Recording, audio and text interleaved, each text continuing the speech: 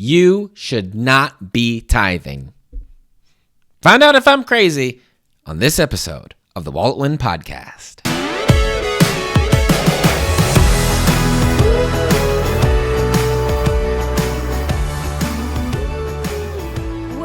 Wait.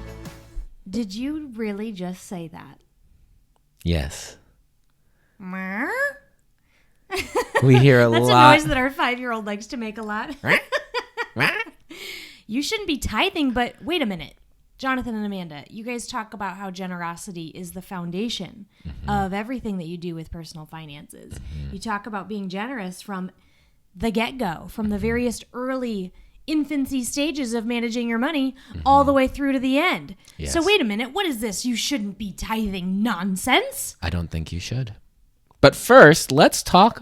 You should be doing something different, but I think we should talk about tithing first. Let's talk about If we're going to say don't do this, you should know what this is. So let's clarify our words. Yes, tithing, we see it in great effect in the Old Testament of giving 10%, right? The first time you see this, it's Moses. Yeah, I think it's Moses. He meets up with Melchizedek, and he gives him 10% of what he has. Then as you go along in different parts of the Old Testament, you run into the different laws about tithing and giving 10% of this and that and all these other things. And it was always the first fruits. Yes, the first 10%. Not the stragged leftovers. Stragged? Is that even a word? Ragged. No. Yeah, scraggly. You also see that with Cain and Abel, right? Abel gives him like the best lamb. Right. Cain gives him like, probably like the bruised vegetables that are from the clearance section. But that's what we want to do sometimes. Is it give the bruised fruit, the overripe bananas to the Lord. So let's keep clarifying Let's here. keep clarifying. Let's keep going. Let's stay in the vein. Yep.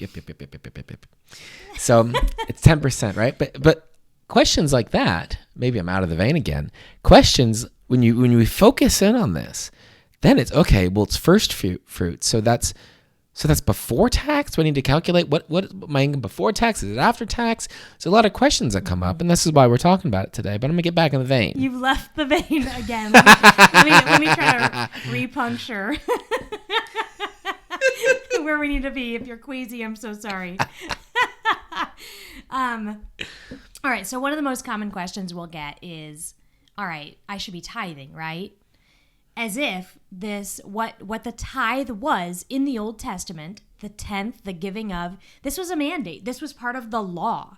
This was what it meant to be Jewish. And this was just a thing. And you did it. Now, when Jesus came and fulfilled the law, things changed. Certain restrictions or mandates or rules that applied to the Jewish people no longer applied to the people of God or to anyone, who would, now it wasn't just, salvation was not just for the Jews, it was for all. Okay. So some of those things altered or shifted. So what happened to the tithe? Was it just one of those things that got ripped up and thrown away? I would say no, it wasn't. Much like how Jesus came in and would say things like, he would kind of up the ante, if you will. Okay, so the law said, don't commit adultery. Well, I say if you even look at someone lustfully, you've already committed adultery in your heart. Whoa! Like he takes it up a notch. And so when it comes to our money, instead of this tithe-based transaction, he now wants more. He wants it all. Yeah, think about it. Jesus does not want 10% of your money. He doesn't want 10% of your life. I was giving him 10% of my life in high school when I hardly believed in the guy. Nobody has, right? You never hear someone give like this testimony of their life and go, and then I was on this retreat and, just the Eucharist was just so real for me. And it was almost like I was hearing his voice speak to me and telling me that he loved me and blah, blah, blah. And then they go, and I gave him 10% of my life. I gave him, anyway, we don't do that. He wants it all. He wants all of our money. Mm-hmm. No, I'm not saying you need to put, you don't 100%. Flip over the paycheck and just say, pay to the order of Saint so-and-so parish. No, you probably shouldn't do that. Maybe in some circumstances. Maybe in your potentially, but no, probably not. But every transaction, every financial decision you make should glorify the Lord, right? We're told to pray unceasingly. That doesn't mean I'm up at church right now praying my rosary. Nope, I'm here doing this, right? We are called to live in a way that glorifies God, and that includes our financial transactions. So not every dollar we have doesn't need to be just given to the church or given to the poor or given to whatever charity. But giving needs to be a big part of it. The way we handle our money needs to be a part of it, right? In the same way, we handle our bodies a certain way, or we handle ourselves in business transactions a certain way, right? Our word means something. We handle ourselves financially in a certain way because of what we believe. Mm-hmm. What we believe about our identity as stewards and who we are. And the more we lean into that, just the more we get to bring God into our finances, and it sanctifies us and is a beautiful thing. But we do get this question practically. People want to prioritize the giving, and they ask us, what should I be giving? And we go back to the question of, should it be gross? Should it be net? And sometimes these miss the mark. Mm-hmm. And what we tell people, as we've gone over different church documents about giving, etc., nowhere are you going to see the Catholic Church say, all Catholics are mandated to tithe 10% of their gross ordinary income. Or, it's not going to happen. But what the church leads us in is that 10% was a wise number. And for most people, this is going to be a really healthy place to start your giving. For most people. Mm-hmm. We always recommend people start there. Just that's the baseline assumption, is that you're going to start at 10%. Mm-hmm. Now, as you go throughout your life and you're realizing that 10%, giving that away isn't really a sacrificial gift. It doesn't challenge you. You still basically get to do everything else you wanted in your lifestyle, etc. Well, you're probably not giving enough. But then for other people, in Scripture it talks about the widow's mite. She had almost nothing and gave practically all that she had. Mm-hmm. Some people are not making much, but if they gave a 10% to different charities or to their parish, they wouldn't be able to keep a roof over their head and food on the table to provide meals and nourishment for their children. Mm-hmm. And so they shouldn't be giving 10%. Yeah, and so to expect that, or to hold yourself to that, I must be giving 10%, or what's the point? Why am I even giving it all? When you're putting yourself or your family in jeopardy, well, that's not the point of it at all. Right. We learn very clearly from the church, and I think also from kind of common sense, that we need to first take care of ourselves, of our family, those under our charge, is some of the language that's used, and then, right, when what necessity demands has been taken care of, that which is left over must be given to the indigent, to others, to those who need it. Mm-hmm. So that's the rules, right? I mean, you start here. I need to make sure that we are okay. And then after that, we can help other people, right? We put the mask on ourselves and then help others as much as we can. Yeah. It's a similar question, right? We get kind of these, I'd say our two biggest questions are, well, how much should we give? How much should we spend on groceries? And they're both these answers that you need to figure out your situation in life. It's going to be different for every single household. Mm-hmm. Because you're in different spots, with groceries, stages. You got different age kids, different numbers of people, different dietary genders. Needs, different genders, different all sorts of stuff going on.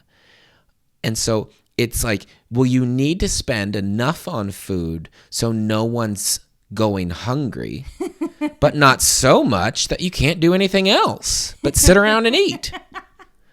Right? Or how often should I kiss my wife? Well, enough to let her know that you love her, but not so much that she's considering a restraining order. Right? There's a spot in there for each person that makes sense. And you need to personally discern this. And this, I mean, sometimes it's like, oh, I just wanted an answer. But this is the answer. I mean, and this is the beauty of it. You have to figure this out, right? We've been given these guidelines, right? Take care of yourselves and nobody's asking you, certainly the church isn't it, and we're not asking you to just live off stale bread, store brand mac and cheese, and maybe a ramen noodle if you're lucky, and so you can give as much away. No. You take care of your station in life, your spot in life, in context of everything that's going on, but always making sure that you are being generous and you are giving. So, okay, well then what is the benchmark, right? If we've done away with 1%, because that's just not going to work. Other than we say 10% is it's a good place to look at, right? Because you gotta figure out a place to start somehow, a number, an amount, a percentage, something. You got to put something down on paper or into YNAB or wherever it is you're keeping track of this to start. So why not use 10%, right? A lot of people have had a lot of success, right? It's worked well for them over the ages. So it sounds good. Why not do it, right? That's a good starting spot. It tends to be, for most people, a very noticeable amount. Yes, it's actually, yeah, there's a lot of wisdom there. But we are also, for most of our listeners to this podcast, you're likely living in, the United States of America. I think that's our number one country. And the second country that listens into this is Canada. And so these tend to be wealthier, higher income earners anyway, comparatively to the world. So I would say for most people, that 10% place is a good starting point. And, from there, you can kind of begin to discern, with that noticeable amount. Now, we have had people say like, oh my goodness, I can't do that because I've got so much debt and money just is flying all over the place. And but no, your disorganization and out of control spending is not an excuse to not give. No, that doesn't mean that, if only you were budgeting and had your junk together, will you be given 10%? No, maybe. Things are really tight. You have this low income, you have a big household, whatever it is. Yeah, that's why it's not a percentage. And so, right, the bar or the line, the what you need to discern is that feelable amount, right? When, we hear, the church will say this, Saint John the Baptist says this, right? In Luke's gospel, people say, well, what should we do to get ready? One of the first thing he says to them is, you who have 2 cloaks, give one to the person who does not have one. Or, different saints throughout the life of the church have said things like, what you give to the poor, you're returning back to him. Or if you do not feed the starving man, you have killed him. So there's this need here, right? And so you have to give it up, right? I mean, like, let's say you had 2 cloaks. All right, I got rid of one. Now I'm down to 1. Like, I cut my wardrobe in half, essentially. That's feelable. It's also really feelable for the guy who went from 0 to 1, right? You increased his wardrobe by infinity. So it's really helpful there. But you need to feel it, right? And that's going to be different for everybody. Some people are going to knock into feel at 7%. Some people are it's going to be like a gnat landing on the outside of a parka at 25%. And so you have to figure out what that is. And also where your heart is, where your desire is, right? Like, you feed your kid, like, right when they're hungry, right? And so you might see a need and want to respond to that, and you might be feeling it. And in order to respond to that the way you want to, the way you feel you're being called to, you might need to really feel it this month. And so I'd say you keep you think about it. Yes, certainly in line of like our general amount or whatever, but then also in regards to the situation that's out there. there might be times when you feel very strongly about, I think we need to step this up at least for a little bit and do something else, do something more. And that's all part of the discernment, and right? Because budgeting, right, making a plan for your money is all about your priorities. What is the higher priority right now? Because that's where the dollar goes, right? Is my priority, the food in the cart that I need to make dinner tonight, or is it that new candy bar next to the checkout that I want to taste or whatever, right? Like, which one am I going to get? You have to make the decision on your money. Sometimes you're going to have to say no to some things, and maybe even some things that you usually and in the future again will say yes to, so that you can say yes to the higher priority in your life right now, which is to help this certain cause or this certain person or this certain situation that's happening.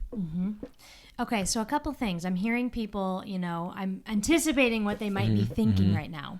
So one of them, for maybe the average to probably higher, even very high income earners, hearing us say like feelable, like there's going to be stuff I don't get to do. Like, what are you trying to say? Like that I don't get to do every little lifestyle thing that I want to manufacture. In this trendy phrase these days, lifestyle by design, I want to live a certain way. So wait, you're saying that I need to cut into that? Yes, I am. yes, I am. As Christians, we need to be, take care of ourselves. Absolutely. We were gifted the time here on earth, there's certain blessings that come with here, but this ain't our home. Don't get too comfortable. Whenever I read St. Jose Maria Escriva's The Way, it's just like one kick in the gut after the next of like, do not get too comfortable here. And I could see him seeing this lifestyle by design movement and just being like, oh, what are you doing? Take care of yourself, have goals, like improve, grow in virtue, grow in holiness, all these things, but never get too comfortable. There is no freedom in just indulging whatever we want, whenever we want, however much we want, with whoever we want, etc. Like, that's not freedom. That's just slavery to whatever whim is going to win out in the moment. Yeah. And so, you should have some joy in your life. You should be making memories with your family, prioritizing health goals, prioritizing friendships, time with your spouse, taking a vacation, having some recreation and leisure, putting aside money for your future. These are reasonable, prudent things to do. But yes, maybe one less out to eat a month. Maybe tune down the vacation budget just a pinch so you can give more. These are very reasonable sacrifices that you can make in order to give. And when we give, it connects us more to our Lord and to really what we're made for anyway, eternity. Yeah, and so in regards to eternity and being here and all this, right? You're talking about Jose Maria. I think about St. Francis de Sales, and one of his letters to someone, he talked about, I think they were getting older, and he was talking about dying and entering into eternity. He's saying about, right, like when you get ready to, like when you're moving a tree, when you're transplanting a tree, you need to very carefully and intentionally go through and like get it out of the ground and separate the earth from the roots. You can't just like rip it up without any preparation and just plunk it down somewhere else.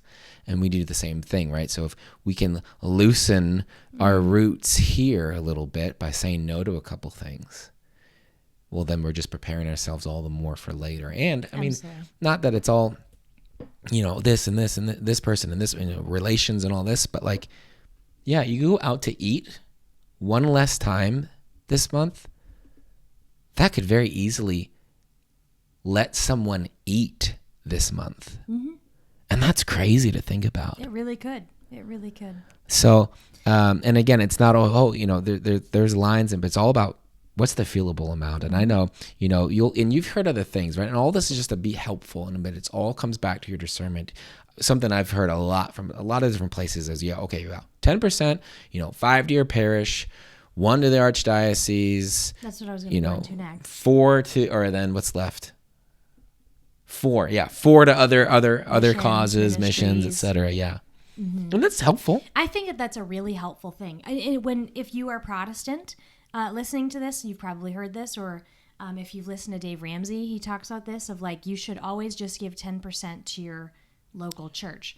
But, you know, in the Catholic world, our church is huge. Our local church is the universal church. Yeah, it's plugged in deep to the worldwide church. Mm-hmm.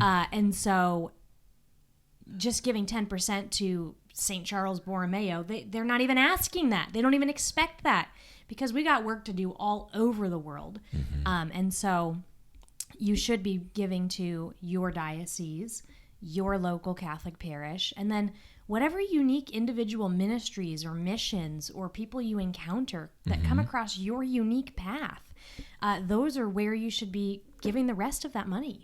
Absolutely. And I was at a conference about stewardship and giving and all these things. And this guy, his presentation was just kind of about the generalities of this and how, I mean, just if Catholics would give their parishes even just like 2% of their income, we wouldn't even know what to do with all that money. And so, yes, give generously. I encourage you, give generously to your parish because that enables them to serve people, right? We believe, not to get into it too much, but in the Catholic Church, we believe in subsidiarity. So the decisions should be made at the most local level possible for that decision. Certainly some things need to be made at like the very top level and affect everyone, and then all the different levels down there. But by really, by supporting generously your parish, you're letting the pastor and the other folks in that parish make the decisions on how to minister to the flock in that little, however many square miles of the world. And that's awesome. But you should also, I think, definitely, do a couple other levels or a couple, kind of over and across, right? A different part of the world or whatever it is. Whatever is going to move you is where you should give, but it's always that feelable amount. And then once you've gotten that, and you can on your own personal discernment, determine where you want to put that money and how you want to direct it. Yeah, and so that ends the conversation. It's so much richer than just 10%. Yeah, just that's check offable. Yeah, the beginning of my journey with personal finance, even before we were married, was just like, okay, money comes in. Do a quick mathematical computation, 10%. Meh. It was so hollow. And to be frank, like at the time, I didn't really even need. I could have given more. It just sat there. I didn't really have a purpose for it. I also just, budgeting that would have given me the insight to see that. I just didn't know. I was just piling money up. For no real reason other than, shouldn't you have some? But if I'd had a budget, it would have challenged me to see that and to know, okay, wait a minute, this all needs a job. And wait, I do have extra for this or that or another. And so that budget is oftentimes going to be the first place where you're going to see that you have more that you could give, or that you are just bumping up against the ceiling 6 ways to Sunday, and you can't get you really can't go over X amount. And the budget is going to be where you see that and are able to discern. Yeah. Sometimes discerning when you have vague principles and vague emotions flying around, that's not helpful. Seeing hard reality in front of you gives you the information that you need to make a prudential decision for your family and for the sake of generosity. That's really great. Yeah. Bada bing, bada boom. So if you wasn't even thinking about this, but if you want to help start figuring out budgeting, you can head on over to walletwin.com. There's right on the front page, there's a little box about, getting started to budget, learn how to budget in 5 minutes or less. And then you can get going there. It even includes a link to some of our favorite pump up budget jams. Yes. So we'll put a link in the show notes, but just head on over to walletwin.com and click on that button to get started with budgeting. Yep, that concludes this episode of the Walt Win Podcast. We are having our Catholicism and Money series going on right now. This was just another chapter in the segment. I was trying to figure out chapter, verse, I'm not sure. what I wanted to clarify it as. But we are continuing to have this discussion. We've got loads more coming at you. Really good interviews, really good topics. We are jazzed to dive in and to tackle. We're glad to have gotten this one since it is so common, kind of done here at the beginning of our series. But thank you for tuning in. If you have suggestions on what we should make sure to cover down the future, go ahead and leave a comment or email us over at email@walletwin, or you can, if you're listening to this on Anchor, you can leave us a voicemail. Spotify, sorry. Or wherever you're listening, in the show notes, there's a link to leave a voicemail for us. Yes, but thank you for spending this time with us. Until next time, bye for now.